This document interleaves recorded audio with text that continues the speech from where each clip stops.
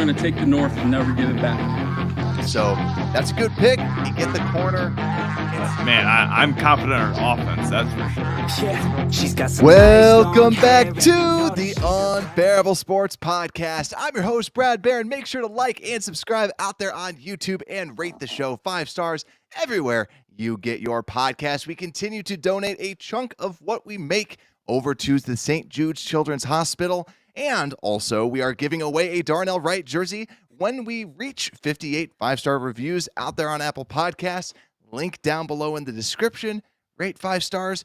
Drop down your name, how we can contact you, and you will be in the running for a Darnell Wright jersey. But PayPal, it's Packer Week. Oh. We're going against the Green Bay Packers, Bears Packers. We are previewing everything that you need to know today. But PayPal, we both live in Wisconsin, so I have a question for you, my man.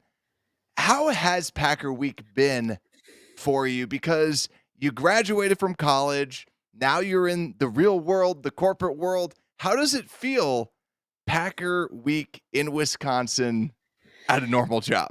Yeah, it's I thought college was bad with, everyone constantly coming up to you. I'd wear my Bears jersey with pride at college, and everyone wearing Packers jerseys, but I'd wear it with pride, even with, kind of us getting wrecked these past few years with things, but it does not change. The workplaces might be even worse. There's always one guy in the office. Yeah, I think there's a couple Packers fans that honestly, might be shocking, but are kind of manageable. Like they're kind of like not that annoying. They kind of are very reasonable. Like they were very happy when Aaron Rodgers left. Like they were very reasonable with everything. But then there's this couple guys, There's always one. There's always one where it's like he really digs at you and will just constantly be like, "Hey, you ready to watch Justin Fields? Your running back at basically kind of talk about Fields being a running back," and it's like, hey, and it's one of those guys that just does not watch football. So I think classic Packers fan, it digs at you, and I want the Bears to be able to come out there and just beat up on the Packers because they've been so comfortable for so long, Brad. Agreed. Where they can just sit back, just have a beer in their hand and watch, and not even really watch the game, and just watch them them beat the Bears every year. And I'm sick of it. Agreed. I totally agree with you. And I'm shocked that I'm not that shocked because there's always one. I think that the reason why it's not it's a little shocking to me is I work in the tech space. And as you can probably guess, tech people don't really care too much about sports. So IT people don't really care too much. So also we have a lot of people everywhere. So the people that I really talk sports with are more so Bears fans or fans of other teams. So luckily I don't get a whole bunch of that for sure. But PayPal, we got to break this down. We are breaking down Bears, Packers. So we're going to go injuries. We talked a little bit about it on the show yesterday. We're going to break it down some more because some new injury pieces have just popped up. Then we're going to actually talk about the Packers' additions and subtractions so we can start to understand their team a little bit more. Then we're going to break down the offense, break down the defense, and then special teams. And last but not least, our predictions, some over-unders, some fun stuff for you at the end. But let's get into the first part. Let's start talking about the injuries because we got a brand new injury information out there on the injury report. Yesterday, we talked about it. Jaquan Brisker limited, Eddie Jackson limited, DeMarcus Walker limited. Today, all 3 of those full participants. Now, that's huge because that most likely means full participants in the game, nothing really to be questioning. And Mercedes Lewis did not participate. Old man, he's got to get his rest. And the big headline out there was Nate Davis did not participate because of personal, and Dylan Cole did not participate again with his hamstring. Nate Davis was seen on the practice field talking to Matt Eberflus. But yeah, personal, not injury related. PayPal, what do you think about this? Yeah, it's awesome seeing that Brisker, especially Brisker, is back. I think we both mentioned last show, yesterday, that that was kind of our biggest concern of like, is he healthy? I think Eddie Jackson, DeMarcus Walker, we kind of knew that they would come back. I mean, it's ankle and a calf, but that groin sometimes can, linger. And it's like you kind of sit there like, all right, is it worth playing them or just, having them rest an extra week? But yeah, Dylan Cole, not too crazy about that. It's a special teamer, not a guy that's going to be huge impact. But yeah, Nate Davis, Brad, that's the one I think all of us are kind of like, I don't want to say, kind of fed up with, I guess. Like I understand it is a personal reason. I don't know what's going on in his life, and I hope everything's well. It's just you really hope that he's able to be ready for this game. It in my mind, this is the biggest game of the year because it like the entire year, like it sets the tone for this team.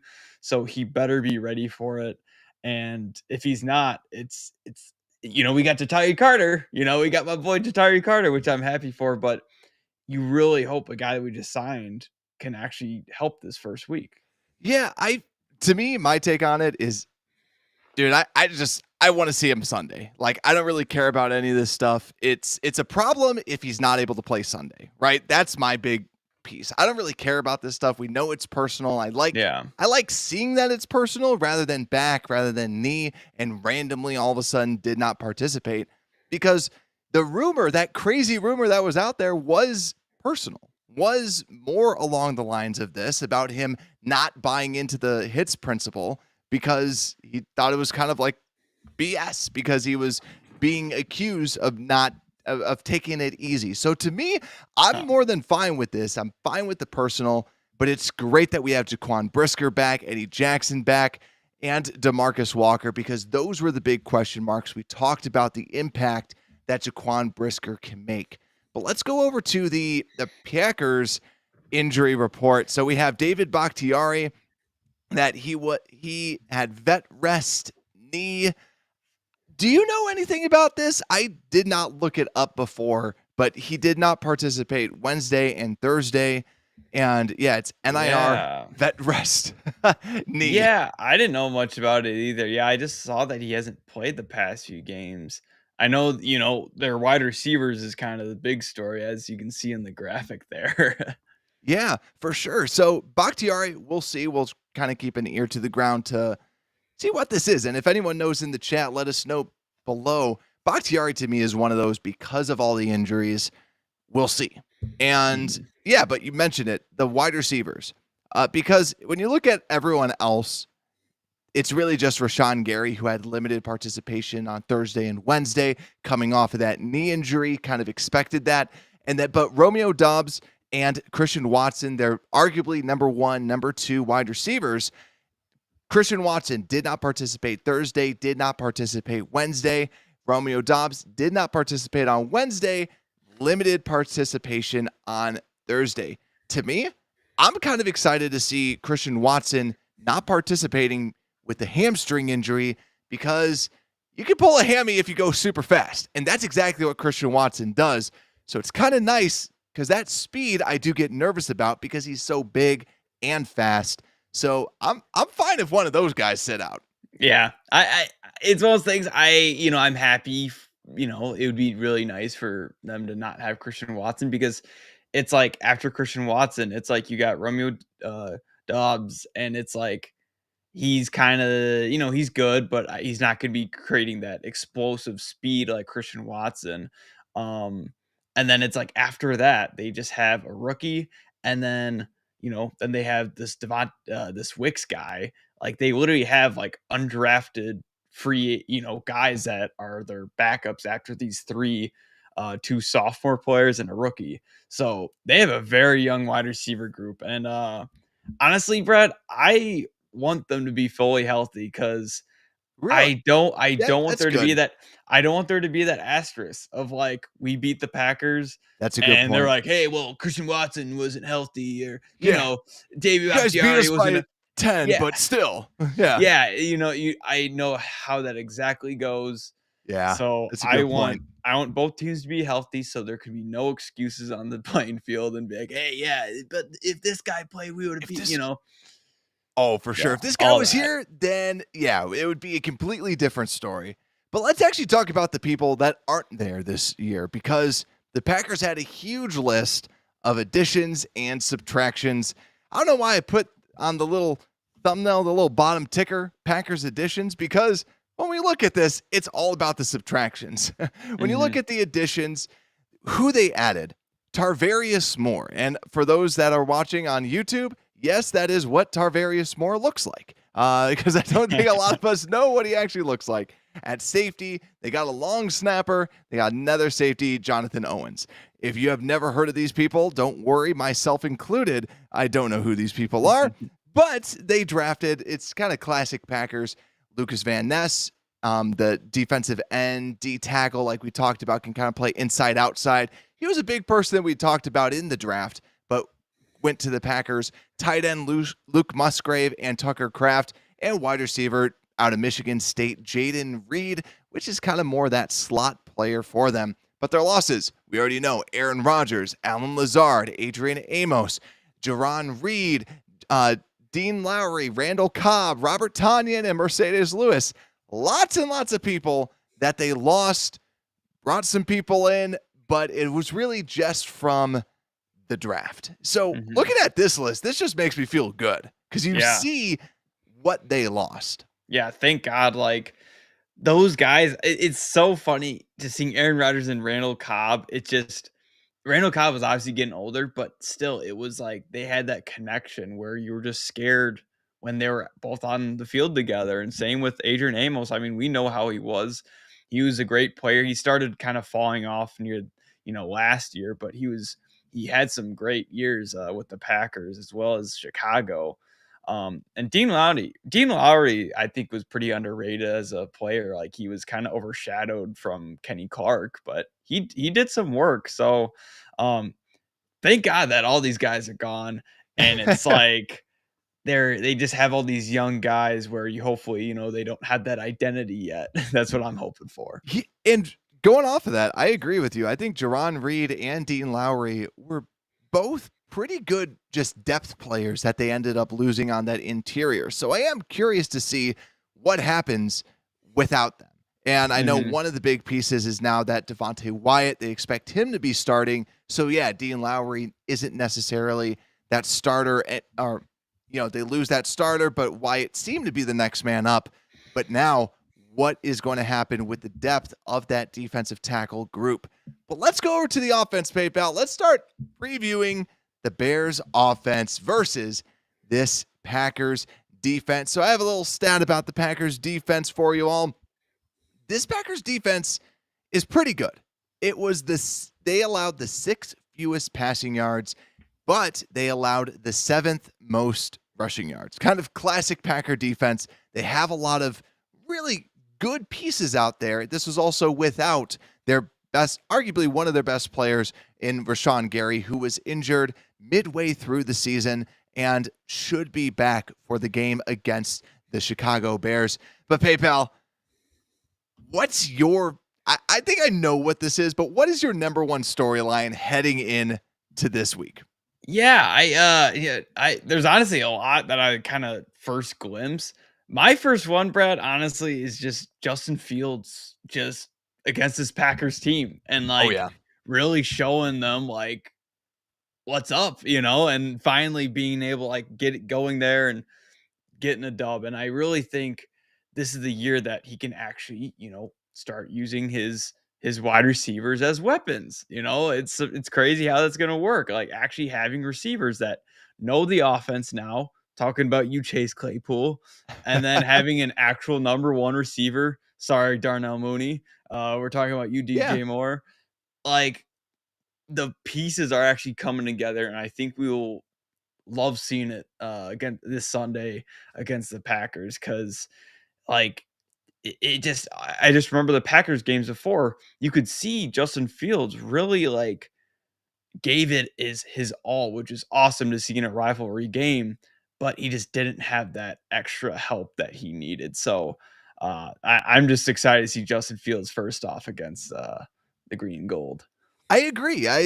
Even though that they allowed a very low number of passing yards, right? I am nervous about DJ Moore versus Alexander. Now I know that people are posting when he went for 100 yards. Obviously, it's a number one corner going against a number one wide receiver. I think that's going to be so much fun to watch because now, yeah, I think that Darnell Mooney and Chase Claypool, there's going to be more pressure on them to beat a Rasul Douglas, to beat a Keyshawn Nixon, right? You need to beat these players so that you don't have to always be going to DJ, but DJ will still get his own, right? He is a number one wide receiver. He'll eat, he'll do what he needs to do. But I'm really looking at some of those smaller, the other wide receivers. But PayPal, probably my number one storyline, though, is I want to see this interior of the offensive line versus the Packers interior.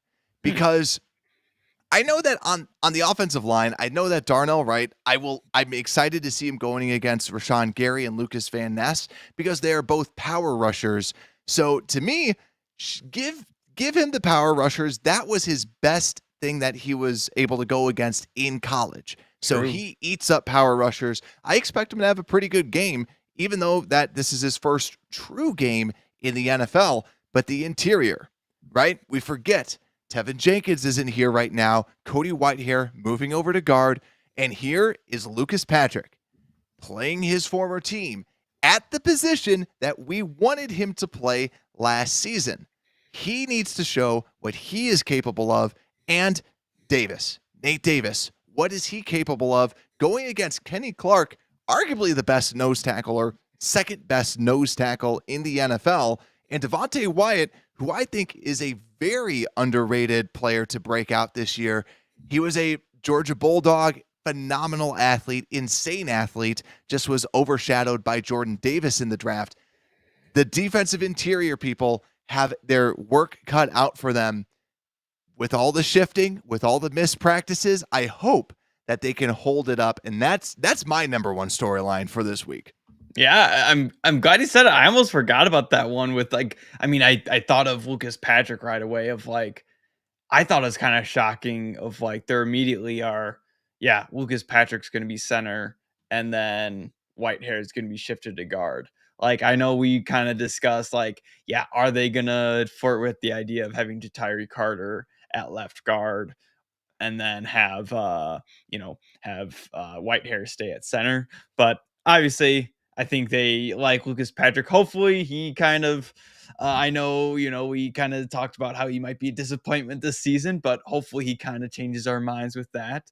But yeah, honestly, the second kind of one I was thinking of with this offense was Darnell Wright against Lucas Van Ness. I don't know if they're going to be exactly matched up every single snap, but I mean, it's the Bears. Simply put, it's the Bears' number one pick, or our first overall pick against their first overall pick. So I think that's just gonna be a cool story to kind of look out for, almost who won that draft spot. Because honestly, I could easily see Darnell Wright. I know we both kind of liked Lucas Van Ness, but you can tell he just has that power rush move, and it's does he have anything else? And hey, Darnell Wright was able to go against the best pass rusher last year and Will Anderson, so I think he can go against a Lucas Van Ness. I hope so, right? I'm just excited to see a full game and just everybody out there that we're going to see hopefully for the next 4 weeks until Tevin Jenkins comes back fully healthy. Nothing wrong with him at all, right? That's exactly how it's going to happen. So I'm excited to see what happens. But the last storyline that I'll bring up before we get into our X factors is the running game. Like we said, the Packers led up the 7th most rushing yards last season. The Packers have never figured out how to stop the run. Even when they have good players, even when you have a Devondre Campbell who plays well, and a Quay Walker, the rookie linebacker that was kind of a head case last year. And but I do think that Quay Walker will be better. I think that he was very in his feelings. He was very crazy out there in a bad way. So I think that they could probably stop the run a little bit better, but I feel like every year on paper they should stop the run. But I don't know who the defensive coordinators are that who's in charge of that. They're like, are you going to stop the run? They're like, heck no. You're hired, right? Packers never are able to stop the run. So to me, run the football, give it to Khalil Herbert, have Deonta Foreman out there, and then throw out Roshan Johnson, have him plow some people over. My game plan, I'm running the football. I want to just show what Bears football is all about and bring out Mercedes Lewis. This is a new era of Bears, but we're going to attack them the way that we always have. Right up the gut, run it with them. I know I would love to see Justin Fields throw for 300 yards, but to me, I just want to run it in their face, right? I think we have the horses to do it. So to me, I think that is the best thing that we could do and attack them. Yeah. But do you have anything else to say? Otherwise, we can move over to I was just going to comment. I love Broski Bear's comment. Oh, I love it. We got to get this nickname. I think it's perfect. Lucas, can he make it through a game, Patrick? It rolls off the tongue. It does. It really does. I actually thought that was his actual maiden name, but it's so true. Like, will he make it through this game? You hope he does, but we'll see. Yeah, his maiden name because he got married to the personal trainer. He got married to the trainer that is helping him out with all of his injuries. But hopefully, all jokes aside, prove us wrong, right? We always say this with Chase Claypool. The same thing with Lucas Patrick. If you want to change the narrative, change the narrative. So it's time for X Factors. So for those that are new to the show, X Factors are really the people that can change this game. Now, it can be somebody that is a high-profile person, or it could be someone that's under the radar that people aren't expecting that just ends up changing the game for the better or for the worse. It doesn't have to be just big plays. It can be someone that is truly just holding their own. PayPal, who do you have as your first X factor on this offense? I think we're going to be seeing this one a lot, but I honestly just want to say DJ Moore. I think he's the X factor. Like, he's going to be the biggest difference maker on this team. I mean, you did mention it with Alexander guarding him. Can he face up against, a very touted cornerback? And one thing I love about DJ Moore is he does have that run after catch ability. So, I think what we're going to do with this offense is honestly try and just kind of get some, short underneath passes and kind of force the defense to creep up a bit and, run the ball and force them to be, getting maybe a little heavier package, and then just start throwing to DJ Moore, over the top and get deep ball passes to DJ Moore, and 1 + 2 = 6. So I think we saw how explosive he was in the preseason. I don't think a corner like Jair can just stop him. So I'm excited to see his production this Sunday. I like it. That was actually one of the ones I was thinking of. I was even thinking about the backup wide receivers. I know Broski's saying Komet, Bears Bones saying O-line just has a hole that they need to hold up. But to me, I'm going to go Khalil Herbert. I think that Khalil Herbert is the X factor in all of this because, like I said, you can beat this team with the run. But also, I think especially in this first game, they are going to put him out there in situations, in third down, in passing situations. He has to prove it. We say it before, and we will say it again. He needs to show what he can do. The Packers like to blitz. They like to send people, and they know that that's how you attack Justin Fields. Big day for Khalil Herbert to show, hey, don't just bench me for Roshan Johnson on these pass blocking. That's why, to me, he is my X factor on the offensive side of the football. But PayPal, that's the offense. Let's flip on over to the Bears defense. So the defense going against Jordan Love. Let's just say this Packers offense, they can run the football pretty well. And it always seemed like when they were running it, one of the running backs was going to have a good game. It always seemed to be Aaron Jones, but they could just run all over us. This Packers offense didn't pass for over 4,000 passing yards, but they did have over 2,000 rushing yards. 1,121 yards was from Aaron Jones, and 770 rushing yards came from A.J. Dillon. But even though that the running backs are probably the best thing that they have going for them on this offensive side of the football, the big storyline is Jordan Love. And Mhm. PayPal, I assume that's your number one storyline. What's your feeling about Jordan Love coming into this game? Is he going to do something? What's your feeling? It's tough, Brad, because I mean, if you watch him in the regular season last year when he did play, he looked awful, you know? And then when he played this preseason, I mean, I think he had a touchdown every single preseason game. So he actually looked pretty efficient and, had some pretty nice throws. So honestly, I don't think he's gonna stink like I hopefully, I want him to, but he's gonna make errors. And I think that's when our defense is really going to, take over and capitalize on his mistakes. Like I think Jordan Love, he might have a touchdown or so, but he's gonna have those interceptions. He's gonna have those bad throws that we can capitalize on. And this defense, it has been taught the hits principle, and I think they'll capitalize on those I, mistakes. I 100% agree with you. I have said this before. I don't think that they're going to allow Jordan Love to suck because they have Yeah. too good of a coaching staff that, like, LaFleur, even though that he's weird, like, I think he's a good coach. I do believe that he's going to give easy passes, and that's where Christian Watson is so vital for a Jordan Love. You saw some of his touchdown passes. They're like, look at his good one. He's just running a slant. He just throws it to him in stride, and then Watson does the rest because of just his pure speed. But we Yeah. know that Watson has a handful of drops, dubs you have to hit a little bit farther deep.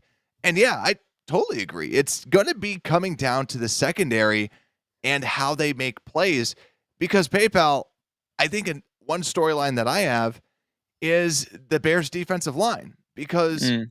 I think that the Packers offensive line does not allow a lot of sacks. You have Zach Tom, who's going into his second season out of Wake Forest as the right tackle, and he had a 78.1 grade at pass blocking, but not a good run blocker according to PFF. But also David Bakhtiari, one of the best pass blockers in the league, and then you also have Elton Jenkins, one of the best guards. So they have the left side is very good, but it's going to be that right side. It's also going to be up the middle.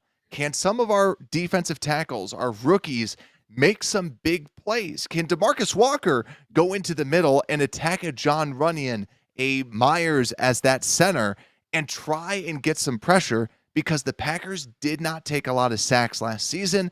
I do believe if we can get some pressure up the middle, hopefully that can start to rattle Jordan Love and we start to see more of those ultimately more of those mistakes that we're hoping to get out of him.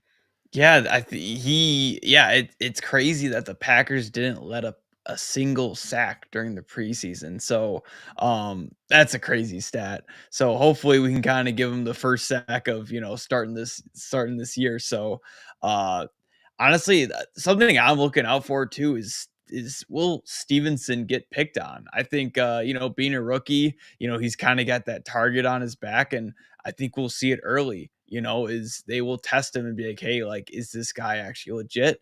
And hey, we'll see. I think that first quarter, like, is he gonna be kind of ready to go against these receivers? And heck, he might have gone against better receivers. Like we saw him kind of light Yeah. up against uh Stephon Diggs when during the Bills game. So like he's gone against better receivers than what the Packers have. So I personally think he's ready. I know some people think, hey, he might get picked on and thrown to a lot.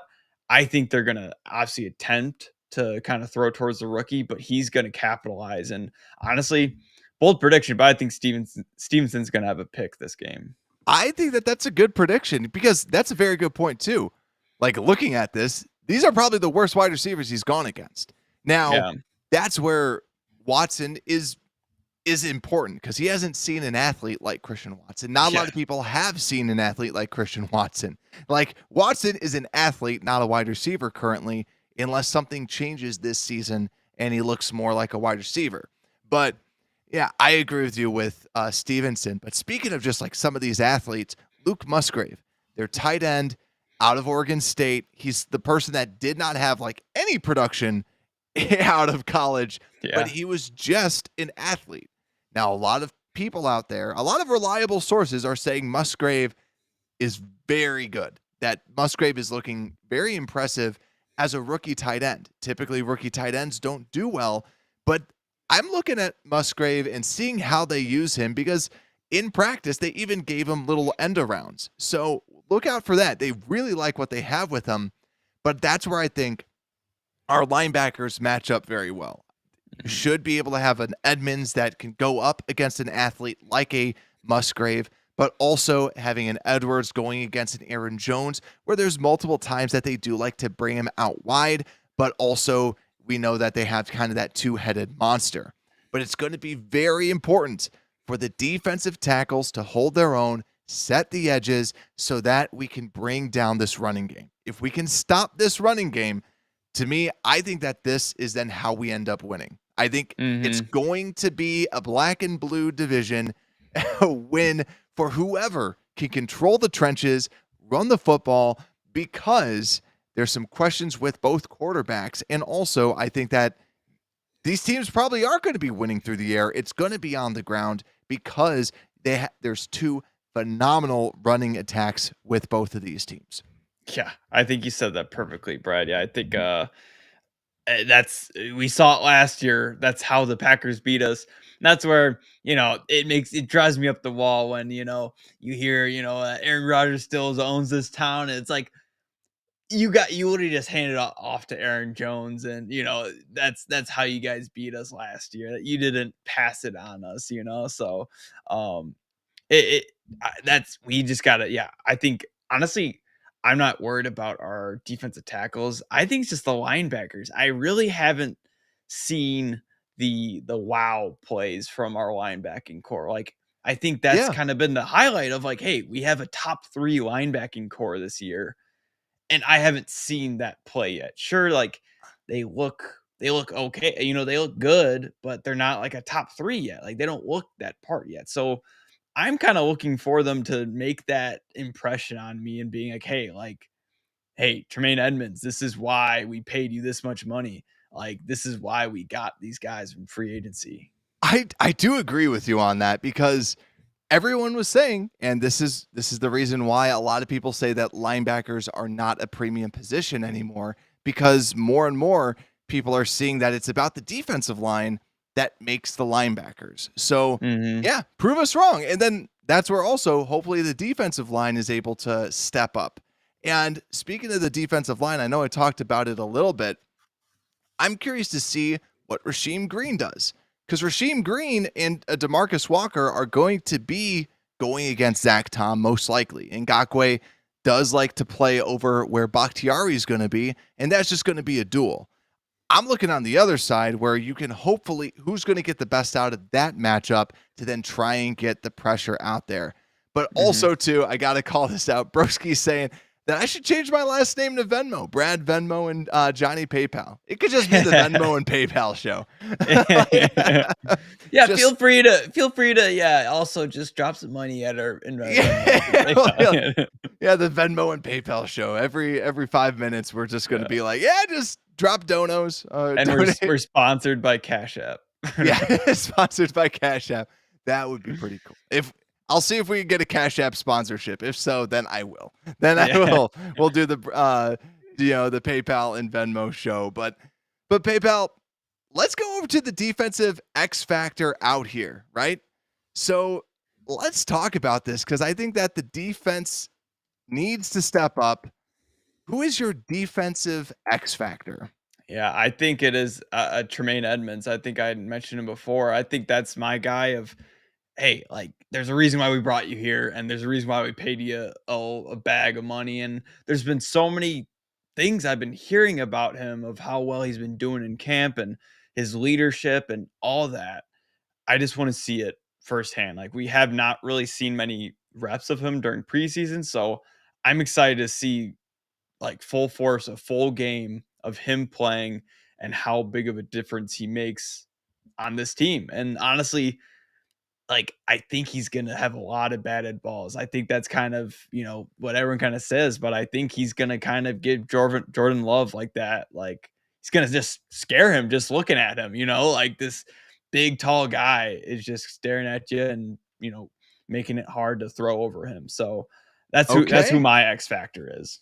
Yeah, I like that one. I kind of have two, but I'll just mention one, but then I'll give my official one. One of them I just want to bring up is Justin Jones. You got to ball out because you talked the most crap about the Green Bay Packers. He Yeah. did not look good last season. He's been having a good preseason, good training camp. We talked about the importance of pressure up the middle, being able to hold your own in the running game. Justin Jones, you got to have a good game, but he's not my X factor. I'm going to give it to Eddie Jackson. Eddie Jackson, the vet going Nice. against I was going to say rookie, a first-year player in Jordan Love. Eddie Jackson was a beast last season, especially that ball hawking safety. Eddie Jackson needs to be in the right spot, make a big play at in front of the home field, the home crowd. That's why to me, Eddie Jackson to me is the big X factor. And also, I know a lot of Bears fans hated that AJ Dillon just like ran him over into the end zone. AJ Dillon is a freaking tank, and Eddie Jackson is not a tank. But Yeah. Eddie Jackson coming down in the running game, we need to see some great play out of Eddie Jackson, stopping big plays and making big plays against the pass. But PayPal, anything else from this defensive side that we might have skipped over? Yeah, I think just short story with it is, yeah, if we can stop the run, like, I don't know about you, Brad, but I'm confident like in our secondary. I think, we always forget about Jalen Johnson. I think he's always we always push him to the side. We talk about Stevenson, we talk about Gordon. I think he's going to have a good game and, Yeah. he's going to shut down his side. He always does it really quietly. He's going to shut down that side and allow for Gordon and Stevenson to make plays. So, yeah, if we can force him to pass, like you said earlier, like that will make us win this game. And I know Broski's saying Jaquan Brisker. That was the other person that I was really kind of thinking about because I think that the safeties can really kind of ball hawk, lurk, and try Yeah. and get some picks to just, like we said, Love's going to make a mistake. He's going to do something that you're going to have to make sure that you can capitalize on the turnovers, on the issues that he throws. But PayPal, this is the first time we've done this in a long, long time. For those new, we've gone through the offense and we have gone through the defense. That leaves us with the special teams review, everyone's favorite part, when we break down the Chicago teams and tell you about the most important matchups. Unfortunately, it was very important last season because of Velus Jones. This season, hopefully not so much. PayPal, what do you have for this week's special teams review? Hey, I actually think it's pretty important this week. is. I mean, It's very important. we have Trent Taylor We do. and like it's gonna be awesome. Yeah, because we normally you said before of like we kind of had this, rotating door of guys of like coming in, like, okay, is Velas gonna be the punt returner? Whatever, like, is this guy gonna be it? Is Dante Pettis gonna just stay back there? Trent Taylor seems like he's the guy, and he's gonna stay as that punt return at that punt returner. Yeah. And I'm just excited to see him just do his job and not have to worry about it. Honestly, I think I haven't watched too much tape of him, but I want to see how explosive he is as a punt returner. Obviously, I don't think he's going to get any offensive snaps, but I'm excited to see those punt returns. I do agree. Like, I think that that's going to be the big storyline throughout this is what does our punt returner look like? And I'll actually say, too, another storyline, Velus Jones. What does he look like as a kick returner? I think that that's a huge storyline because he's got to catch it. He's got to show it. He's got to show what he's made out of. Yeah, and Trent Taylor will do Trent Taylor things. But, yeah, Velus for sure. Big storyline. Are you confident that he's going to be kick returner? I think I know. I think there's been some stuff floating around that Trent Taylor is also going to be kick returner, but I kind of think Velas is going to be kick returner, but yeah, and especially because of just looking at the depth chart that they pushed out. Like Tyler Scott is the second, Khalil Herbert is the third, So I feel like they're just using Trent Taylor as a punt returner for right now. And then I like Bayless as a kick returner. He can Hmm. show, we know that he can run. We know that he can make big plays. We just can't trust him to catch the punt when people are all around him and make smart decisions that way. So yeah, Yeah. I love Trent Taylor to come in and really kind of be that foundation at the punt return spot. But PayPal, let's round this out. Let's finish this thing off. So let's just talk real quickly about who has the edge on different parts. PayPal, I'll let you start off. Packers run defense versus the Bears running offense. Who has the edge? Yeah. Packers running offense, Defense. defense. Defense. Packers running defense against Bears running. I think that's easy. Yeah, Bears running offense all the way. I think you talked on it. Packers just never have a good running defense. They really didn't make any additions to improve that. So yeah, run it down their throats. Awesome. Then I have Bears passing offense versus Packers passing defense. Honestly, I'm giving it to the Packers. They have a good passing defense. I think that they had holes last season because of their safeties. I think by getting rid of Amos because he didn't look comfortable out there, I think that this is a good passing defense unit for the Green Bay Packers. Good defensive line. It's a good defense. So I think overall they get the edge. They're one of the best, top 10 in the league, in my opinion. But PayPal, for you, Bears run defense versus Packers run offense. Yeah. It's one of those things.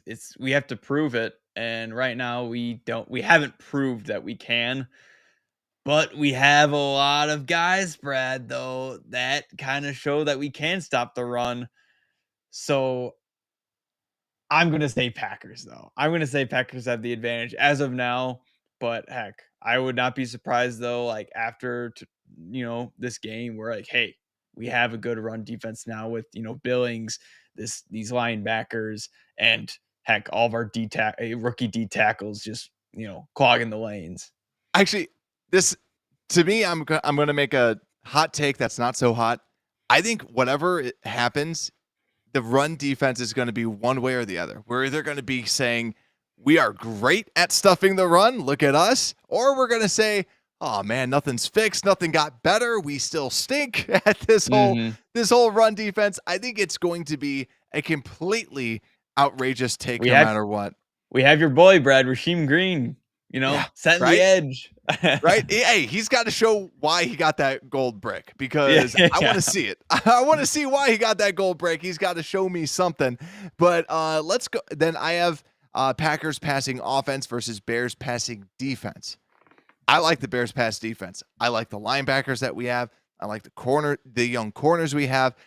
I think that Christian Watson doesn't play. I think that the Bears are able to lock them down. They're going to do some quick underneath passes, which works well against a cover two system. So I think they're going to just kind of nip at us, so to speak. But I think ultimately Bears are going to be able to make them pay with a couple bad plays. But let's go over to some over-unders, PayPal. The first over-under, right? We won't say the plus minus because right now it's Bears -1 that you can get out there on BetUS. You can use our code unbearable down below. Link in the description. If you want to make some bets, you get 125% on your first deposit. But let's talk about some prop bets. Justin Fields, 183 passing yards. Are you taking the over or under on that? I'm taking over, Brad. Like I was saying, I think DJ Moore is going to be that huge help.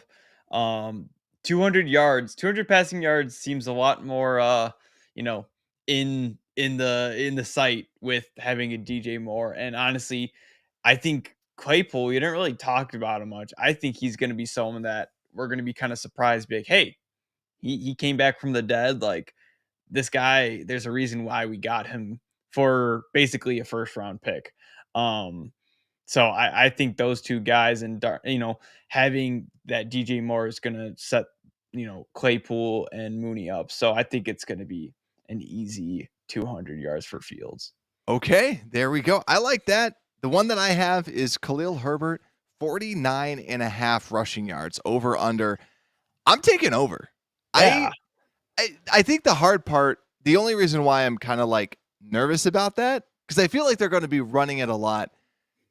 actually, now that I'm thinking about it, it might be under Mhm. because I feel they're going to Fields might be running it a lot more, and then they're going to just be distributing the carries amongst the running backs. I think that's why they have it just at that 50 mark, where I think that's a little sneaky because Herbert can do it, right? And I think I'm not touching anything that has Khalil Herbert on it until we see what they have. What's the running back situation? Because I've heard from some people it is definitely going to be a committee, like Yeah. not as a Khalil Herbert's the number one, but just as a true Herbert's only getting 11, 12 carries, and then everyone else gets everything. So it's probably not going to be a whole bunch of carries. But I did want to bring this other prop bet that I saw because you talked about Claypool. You can get Claypool at 15 and a half receiving yards, which I'm like, I would take that. I would take that's that any not day of the week. that's not bad because he's playing. As far as we know, he's playing. That's like a catch. I was about to say that. It's That's a catch. Yeah. Like For someone like him, I mean, that's a catch for him. I mean, he's a guy that you're gonna throw downfield. I don't see them throwing a short pass to him, you know? So yeah, even Broski Bear, yeah, just that same thing. That's one catch. Like Broski's been listening to the show too much where he's just on the same page. yeah, we as know us, each other too well, man. We yeah, that's a catch. Like I'm really tempted to put some money on that just because 15 and a half? Oh yeah. Like if he doesn't get a catch, we're going to be panicking. Like people are going to be panicking in the streets. Yeah. I can't see him getting a catch for 8 yards. Like Mhm. I can see him getting one past the first down, past 10 yards for a catch. Yeah, I was looking through it. I'm like 15 and a half. I'm not going to ask this, but I'm going to say it because it's really, really interesting. But PayPal, now it is time for this. So let's get into the game predictions and talk about this. So are the Bears going to win? This is what we want to hear. Everyone's predictions out there. Who wins? What's the score? And also a bold prediction. Yeah, I think my bold prediction, I guess that's going first, I guess. I think Tyreek Stevenson, he's going to start off with an interception against Jordan Love. And don't be surprised that's going to happen. I think that's going to happen in the first quarter of the game. You know, they're going to be testing him and they're gonna see, don't mess with Tyreek Stevens. He's a rookie, but he's a smart player. He's fast. He's physical. So I think that's gonna I happen in like the that. first quarter of the game. But it it's gonna be one of those games, Brad, where I think it's gonna be close, and the Bears just are gonna pull away a little bit, and the Packers might kind of come back on a run, fourth quarter kind of run, and then we'll just shut them down. It's gonna be a good competitive game, but ultimately the Bears are gonna win. Um, man, I honestly kind of like that 27-24 Okay. by Broski Bear, but I'm gonna say 27-21. Bears are gonna stop the Packers kind of fourth quarter, stop them, and we're just gonna run down the clock and win the game. I like it. I like it. Oh man, I'm trying to think of mine. Like this is difficult. This is challenging because part of me, the Bears fan in me, wants to say 30-14. Yeah, I want to say I 30 love to that. 14 because I want to be like, we just go out, right? It starts out 7-7. And then Justin Fields hits a big one. And then we Hey, I stop. see it, Brad. I see And the then vision. we get a field goal, right? And then I now see. we start stacking it and stacking it. And then we end up crushing them. That is a possibility. And that's where there's a couple different realities. It's hard with this Bears team because we have so many home run hitters with a DJ Moore, with a Justin Fields, that Yeah. this could either be a ridiculously slow game where we go, oh, it's like the Bills, right? Where it's like, 3 and out. Crap, we suck, right? And Mhm. then, or it's just high power, big plays. I'm going to go I'm gonna go 30-14, Brett. 30-14. I'm gonna go 27-17. I'm gonna go 27-17. I will keep kind of a blowout for the Bears. The Bears are too focused for this week. I feel this is their Super Bowl. This is what they've been trying to do. They're going through absolutely everything. They know this is a new era. They don't have Aaron Rodgers. The bad man is gone. They need to hold the fort. I don't see that urgency with the Packers. I think the Packers are just like, they still suck. Just trust me on this. They still suck. But the Bears are fighting for something. The Bears are going to come out swinging. We saw them win week 1 against the 49ers. Yes, a monsoon, but you saw that they were fighting. You saw the fire that they came out with. I think that the Bears end up winning this game. And the Packers lose every, from what I remember, the Packers lose every first week game too. So odds in our favor. Bold prediction. I like that Tyreek Stevenson gets a pick. I really like that one. I don't want to steal yours because I think that that's really good. I mean, Eddie Jackson's always a good go-to bold prediction. I'm gonna go with Zach Pickens. Offensive one. I'm gonna go with Zach Pickens gets a sack. I'm gonna say Zach Pickens, the rookie, makes his presence felt. Actually, Dexter might be good just to you know what, Dexter. I'm gonna go Jervon Dexter gets a sack. Just with the change of number, going with the home team, I think he ends up getting a sack. But let's see what we have out here. Like you mentioned, Broski Bear saying 27-24 walk-off field goal. Bears Junkie says Claypool goes for over 100 yards receiving. Love it. I like that. 2 touchdowns. That would be nuts. I would love that. And then Bears Junkie also said 17-24. So yeah, I agree with that. Then Broski's bold prediction, Ngakoue 2 sacks, Kmet has a touchdown. I like that. Because I will say, that's a good one too, because I think about Khalil Mack coming, right? He had the payday. He wanted to make his name felt. Ngakoue can do this. And also too, he can be on the other side against Zach Tom. Bakhtiari's banged up. We don't know if Bakhtiari is fully going to be playing out there. So I do like that.